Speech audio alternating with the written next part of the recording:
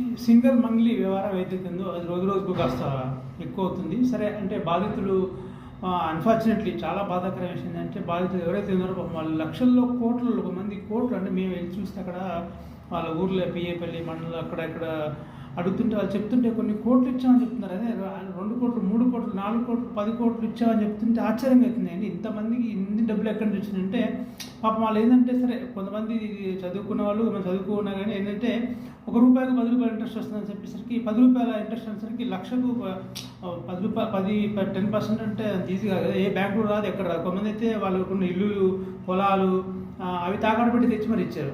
అంటే ఒక 2 months 3 months అది ఇంట్రెస్ట్ కరెక్ట్గా 30 తారీఖు ఇంట్రెస్ట్ ఇచ్చేసరికి నమ్మడం జరిగింది.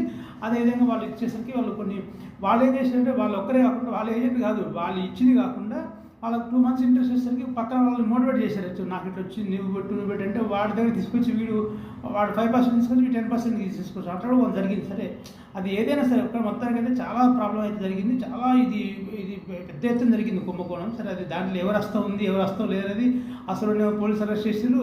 మరి ఆ పోలీస్ ఇన్వెస్టిగేషన్ ఎక్కడ దాకా వచ్చింది, పోలీసు నడుస్తుందా ఆగిపోయిందా ఏం తెలియదు. సరే అది విచారణ ఉంది కాబట్టి దాని గురించి మనం ఎక్కువ మాట్లాడకూడదు. సరే పోలీసు విభాగం రేపైంది తెలుస్తుంది. అయితే నిన్న రీసెంట్గా మంగ్లీ వాళ్ళ సోదరుడు వచ్చి మీడియా ముందుకు వచ్చేసి ఏదో ఒక ప్రైవేట్ ఛానల్లో మాట్లాడుతూ మనం కూడా పెట్టాం మన దాంట్లో మాకు సంబంధం లేదు విషయం యాక్చువల్గా అది ఒక ప్లాన్గా మమ్మల్ని లిఖించారు అని చెప్పడం జరిగింది.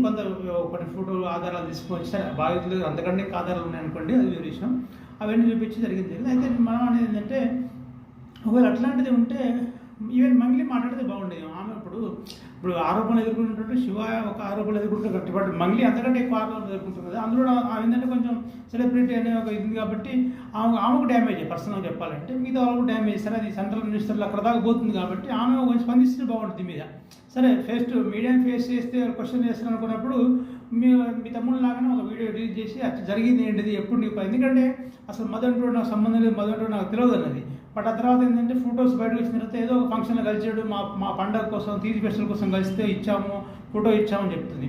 తర్వాత మా ఫ్లాట్ కొంటాను తర్వాత డబ్బులు ఇవ్వలేదు సంథింగ్ జరుగుతుంది. సరే అన్నీ ఈ కన్ఫ్యూజన్ లేకుండా ఒకసారి క్లియర్గా ఫస్ట్ ఏం జరిగింది ఎక్కడెక్కడ జరిగింది ఆమె చెప్తే బాగుండేది యాక్చువల్గా. మరి ఎక్కడ మిస్ అవుతుందో కానీ మంగ్లీ గారికి చెప్తున్నాం మీరే ఎందుకంటే మీరు చేస్తే ఇంకా బాగుంటుంది. మీ తమ్ముడు కంటే కూడా ఎందుకంటే మీ పేరు డ్యామేజ్ ఎక్కువ అవుతుంది కదా మీకు డ్యామేజ్. సో కాబట్టి మీరే స్పందిస్తే ఇంకా బాగుంటుంది. ఆ స్పందించి ఒక అప్పీల్ చేయండి బాధితులందరికీ మా తరఫున చెప్తున్నాం. మేము ఎట్టి పరిస్థితుల్లో ఒకవేళ ఇట్లాంటిది నా పాత్ర ఉందో లేదో ఎన్ని పెట్టి విచారణ జరిగిన తర్వాత మిమ్మల్ని అందరినీ నేను కలిసి మాట్లాడతా మీకు న్యాయం జరిగేలా పోరాడతా అని చెప్పి ఒక మాట చెప్పండి. మీరు ఎందుకు మీడియా ముఖ్యంగా చెప్పండి.